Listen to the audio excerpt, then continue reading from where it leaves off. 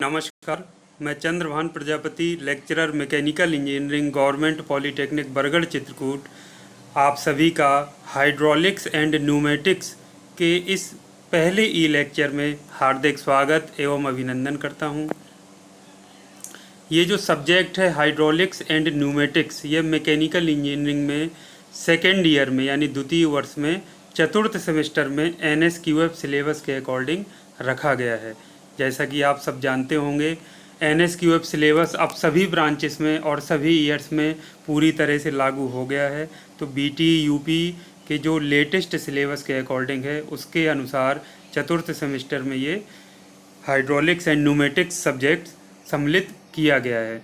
तो पहले जो सब्जेक्ट चलता था हाइड्रोलिक्स एंड हाइड्रोलिक मशीन्स के नाम पर चलता था, और बीटेक वगैरह में या इंजीनियरिंग कॉलेजेस में फ्लूइड मैकेनिक्स के नाम पर कई जगह यूनिवर्सिटीज़ में पढ़ाया जाता है।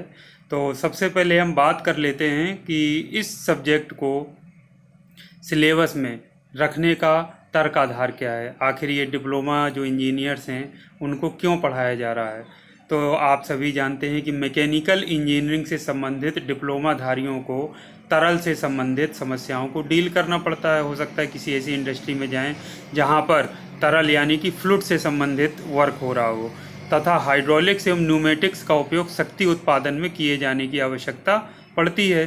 तो इस उद्देश्य के लिए फ्लूइड मैकेनिक्स एवं मशीनरी, हाइड्रोलिक्स तथा न्यूमेटिक्स के ज्ञान एवं स्किल को छात्रों को दिया जाना आवश्यक है, जिससे कि वे उक्त कार्यों को संपादित कर सकें।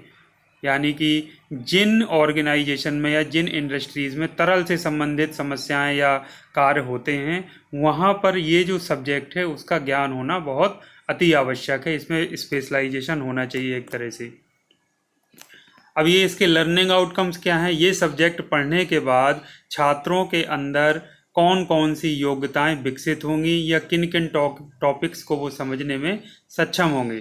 तो पहला तो वो तरलों के गुण, यानी जो जो तरल होते हैं डिफरेंट टाइप्स के, उनके गुण कौन कौन से होती है, यूनिट्स क्या होती है, इकाई, तथा उन इकाइयों को एक दूसरे में परिवर्तन को विस्तार पूर्वक समझना या समझाना। आप दूसरे को भी समझा सकते हैं उसको समझकर। विभिन्न प्रकार के दाबों का मापन करना। दाब मतलब प्रेशर्स, प्रेशर जो होता है किस प्रकार से उसका मापन किया जाता है, इसको आप अच्छे से समझ जाएंगे। विभिन्न प्रकार के जो दाब गेज होते हैं यानी प्रेशर गेज, उनको मेंटेन करना। विभिन्न द्रवों के प्रवाह की दर की गणना करना यानी फ्लो रेट की कैलकुलेशन करना।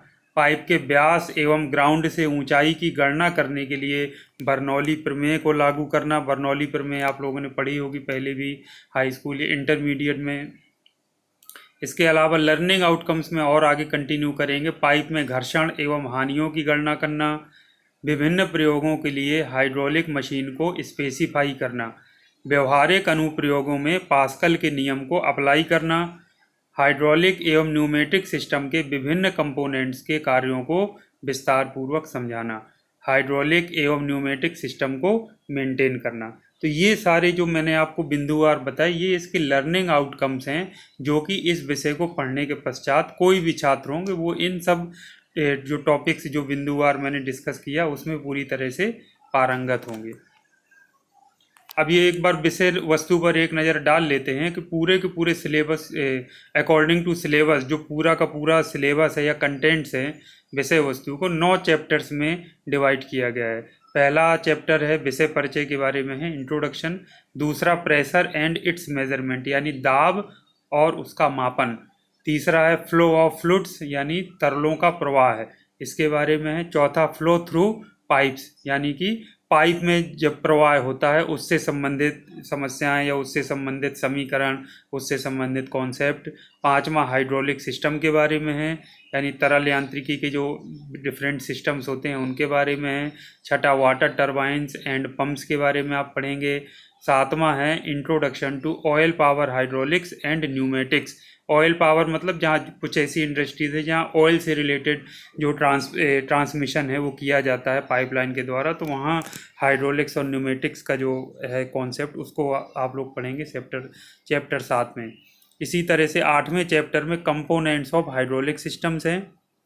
हाइड्रोलिक सिस्टम्स के जो डिफरेंट कंपोनेंट्स होते हैं उनके बारे में आप 8वें चैप्टर में पढ़ेंगे। और 9वां जो चैप्टर है वो कंपोनेंट्स ऑफ न्यूमेटिक सिस्टम्स के बारे में, यानी न्यूमेटिक सिस्टम्स के डिफरेंट कंपोनेंट्स कौन कौन से होते हैं इसके बारे में इसमें किया गया है।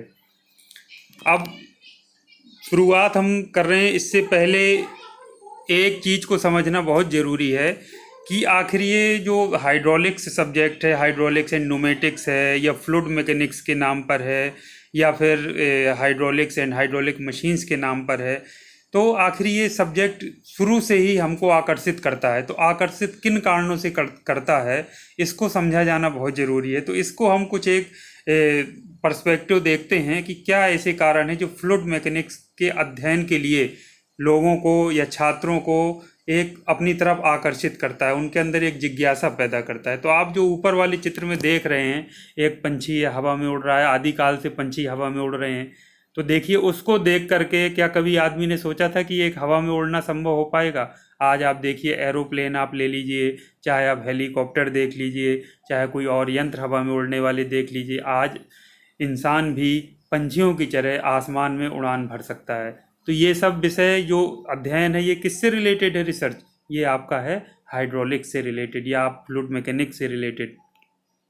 और उदाहरण देखते हैं, ऊपर वाले में आप देख रहे हैं ये आपका बतख है जो पानी में तैर रही है। तो क्या कभी ने सोचा था कि बतख की तरह या अन्य जो पानी में तैरने वाले जीव हैं उनकी तरह इंसान भी कभी तैर पाएगा? आज आप देखिए जहाज, बोट सारे ये बने हुए हैं, बड़े बड़े जहाज आप देखिए पानी में तैरते हैं।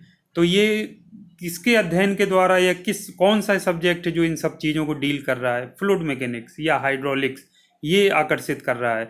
ये आप देखिए पानी के अंदर कभी सोचा था जैसे मछलियाँ जो पानी के अंदर रहने वाले जीव हैं जो, और इस तरीके के जो अन्य जीव हैं जो पानी में रहते हैं आप चित्र में देख पा रहे हैं, तो क्या कभी सोचा था कि पानी के अंदर वो भी इंसान भी इस तरह से तैर कर या पानी के अंदर रह सकता है? आज आप देखिए पनडुब्बी का कॉन्सेप्ट जो है, आप देखिए आपके सामने पनडुब्बी दिख रही है, पानी के अंदर कई किलोमीटर तक सफ़र तय करती है, पानी के अंदर रह सकते हैं, पूरा सारा उसमें सिस्टम होता है।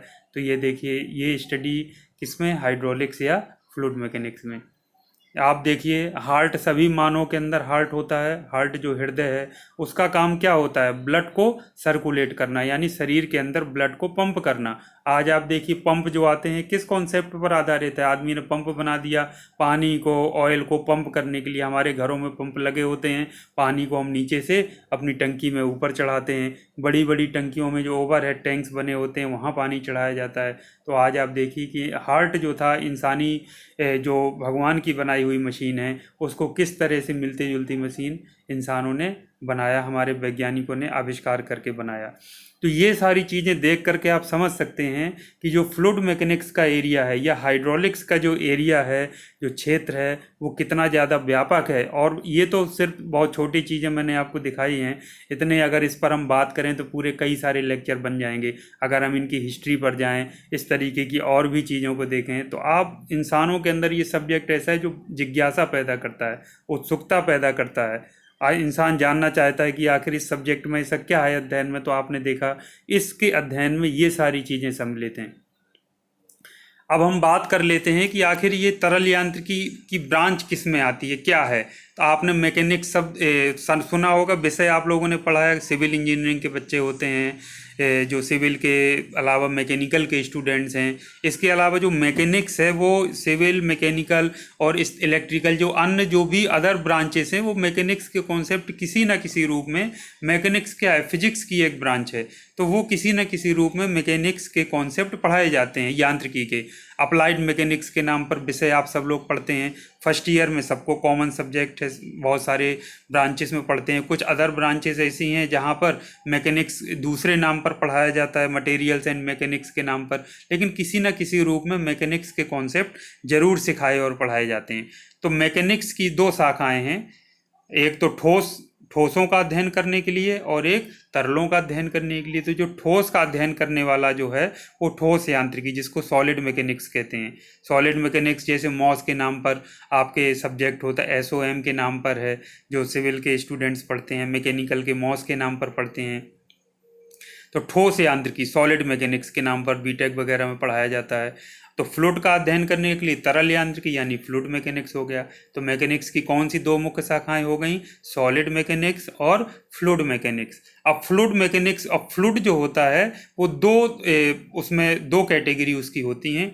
एक होती है फ्लूइड स्थैतिक अवस्था में जब हम अध्ययन कर रहे हो तरलों का, और दूसरा होता है गति की अवस्था में हम तरलों का अध्ययन कर रहे हो। तो यदि उसमें फ्लूइड मैकेनिक्स की बात करें तो दो ब्रांच हो जाएंगी, द्रव स्थैतिकी और द्रव गतिकी। यानी द्रव स्थैतिकी को अंग्रेजी में कहते हैं फ्लूइड स्टैटिक्स, और द्रव गतिकी को कहेंगे हाइड्रोडायनामिक्स। तो इस तरह से आपने देखा कि जो फ्लूइड मैकेनिक्स है जिस पर हम बात करने जा रहे हैं, आप देखिए ठोस मैकेनिक्स अलग विषय है, उसके बारे में हम बात करते हैं। तो ये अलग है, ये आप लोग पढ़ते हैं, आप सब जानते हैं। ये विषय पढ़ने जा रहे हैं, हमको इसके बारे में बात करना है, तरल यांत्रिकी यानी कि फ्लूइड मैकेनिक्स के बारे में। असल में ये जो हाइड्रोलिक्स सब्जेक्ट है, ये हाइड्रोलिक्स ये सब मिलते जुलते सब्जेक्ट हैं, अलग अलग नामों से, कॉन्सेप्ट सारे वही रहते हैं। कहीं पर फ्लूइड मैकेनिक्स के नाम पर पढ़ाया जाता है, कहीं पर हाइड्रोलिक्स के नाम पर। अब इसमें न्यूमेटिक्स भी आ गया, तो हाइड्रोलिक्स एंड न्यूमेटिक्स आपका सब्जेक्ट बन गया। तो हमारा फोकस किस पे है, हाइड्रोलिक्स आप कह लीजिए, चाहे फ्लूइड मैकेनिक्स कह लीजिए। तो फ्लूइड मैकेनिक्स आप देख लिया, तरल यांत्रिकी, फ्लूइड मैकेनिक्स को हिंदी में कहते हैं तरल यांत्रिकी। फ्लूइड मतलब तरल और मैकेनिक्स मतलब यांत्रिकी। तो विज्ञान की वह शाखा जिसके अंतर्गत तरलों के व्यवहार का अध्ययन स्थिर अथवा गतिमान अवस्था में किया जाता है, फ्लूइड मैकेनिक्स या तरल यांत्रिकी कहलाता है। तो विज्ञान की एक शाखा है जिसके अंतर्गत तरलों का स्थिर अथवा गतिमान अवस्था में अध्ययन किया जाता है।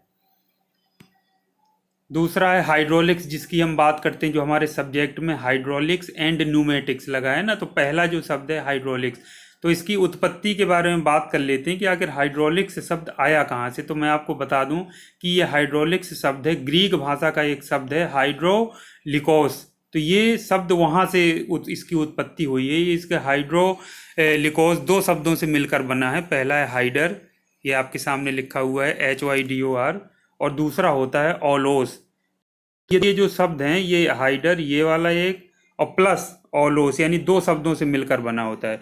तो हाइडर का मतलब होता है पानी, जो पहला शब्द है हाइडर, इसका मतलब होता है पानी, और ओलोस का मतलब होता है पाइप। तो ये जो हाइड्रोलिक शब्द है वास्तव में किससे, पानी और पाइप से बना है।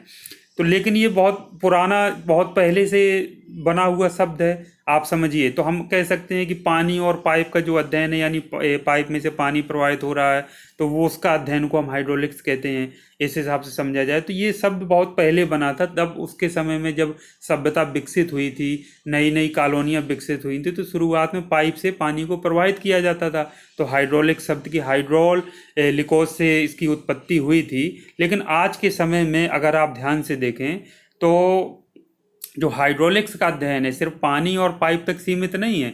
किसी भी तरह की कोई भी इंडस्ट्रीज हो, कहीं भर भी पानी के अलावा जो भी कोई द्रव हैं या तरल हैं प्रवाहित हो रहे हैं, उनके अध्ययन हम हाइड्रोलिक्स के अंतर्गत करते हैं। तो द्रवों का अध्ययन मेनली किसके अंतर्गत किया जाता है, हाइड्रोलिक्स के अंतर्गत। तो आप कह सकते हैं कि अतः पाइप से प्रवाहित पानी के अध्ययन को हाइड्रोलिक्स की संज्ञा दी जाती थी, तब दी जाती थी। आज के समय में इसका हाइड्रोलिक्स का जो स्कोप है या क्षेत्र है वो व्यापक हो चुका है। तो आज हम अब अगला देखते हैं स्लाइड। तो आज के समय में हाइड्रोलिक्स का कार्य क्षेत्र सिर्फ पानी तथा पाइप तक सीमित नहीं है, अपितु इसके अंतर्गत सभी तरह के द्रवों का अध्ययन स्थिर अथवा एवं गतिमान अवस्था में किया जाता है। तो हाइड्रोलिक्स में क्या अध्ययन किया जाता है, द्रवों का अध्ययन किया जाता है स्थिर एवं गतिमान अवस्था में। अगला इसके अलावा और भी कुछ शब्द हैं जो बार बार आते हैं। गैस गतिकी, नाम से पता चल रहा है इसमें गैसों का अध्ययन किया जाता होगा। गतिकी मतलब गति की अवस्था में, अंग्रेजी में गैस डायनामिक्स कहते हैं। तो गैस गतिकी के अंतर्गत गैसों के व्यवहार का गतिमान अवस्था में अध्ययन किया जाता है, नाम से ही पता चल रहा है। वायु गतिकी क्या है, एरोडायनामिक्स बोलते हैं। वायु गतिकी के अंतर्गत वायु का अध्ययन गतिमान अवस्था में किया जाता है। तो वायु गतिकी के अंतर्गत गैसों, विशेषतः वायु के व्यवहार का अध्ययन गतिमान अवस्था में किया जाता है। अब जो दूसरा शब्द जो विषय है हमारा, हाइड्रोलिक्स एंड न्यूमेटिक्स। तो हाइड्रोलिक्स की हमने बात कर लिया, उसका कॉन्सेप्ट समझ लिया। अब हम न्यूमेटिक्स के कॉन्सेप्ट को समझ लेते हैं। तो न्यूमेटिक्स शब्द की भी उत्पत्ति ग्रीक भाषा के शब्द न्यूमा से हुई है। न्यूमा, इसमें न्यूमेटिक्स में पी साइलेंट रहता है। आप देखिए पी लगा है तो पी से शुरुआत नहीं कहते, न्यूमेटिक्स एन से हो रही है, यानी पी क्या है इसमें साइलेंट है।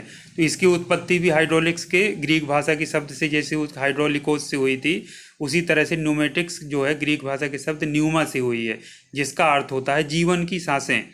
तो इसके अंतर्गत क्या है, नाम से पता है, न्यूमा मतलब वायु से इसका मतलब है, जीवन की सांसें से मतलब वायु या हवा। तो ये न्यूमेटिक्स को हम कह सकते हैं इंजीनियरिंग की वह शाखा है जिसके अंतर्गत वायु या गैसों को संपीड़ित करके विभिन्न अनुप्रयोगों में उपयोग किया जाता है। या सरल शब्दों में आप कहना चाहें तो न्यूमेटिक्स विज्ञान की वह शाखा है, या हम कहें इंजीनियरिंग की वह शाखा है जिसके अंतर्गत संपीड़ित वायु या गैसों का अध्ययन किया जाता है। तो इसके अनुप्रयोग क्या है, हम गैस को या वायु को लेते हैं तो वायु को संपीड़ित करके फिर कैसे उसके एप्लीकेशंस कर सकते हैं, यानी क्या क्या हम उपयोग में लाने लायक उपकरण, यंत्र जो मानवीय आवश्यकताओं को पूरा करते हैं वो बना सकते हैं। तो इसमें न्यूमेटिक्स में, तो हाइड्रोलिक्स में हम द्रवों का अध्ययन करते हैं स्थिर अथवा गतिमान अवस्था में, और न्यूमेटिक्स में हम क्या करते हैं, वायु का या गैसों का अध्ययन करते हैं, वायु को संपीड़ित करके विभिन्न उन अनुप्रयोगों में प्रयोग किया जाता है, तो उसके बारे में हम अध्ययन करते हैं। तो आज के लिए बच्चों इतना काफ़ी था। तो आपने देखा कि हाइड्रोलिक्स का ये पहला मेरा लेक्चर था। तो इसमें इंट्रोडक्शन के बारे में बात किया, जो इसकी विषय वस्तु क्या है इसके बारे में आपने जाना कि आखिर ये विषय जो आप पढ़ने जा रहे हैं उसमें क्या क्या मेन टॉपिक्स हैं जो आपको पढ़ना है।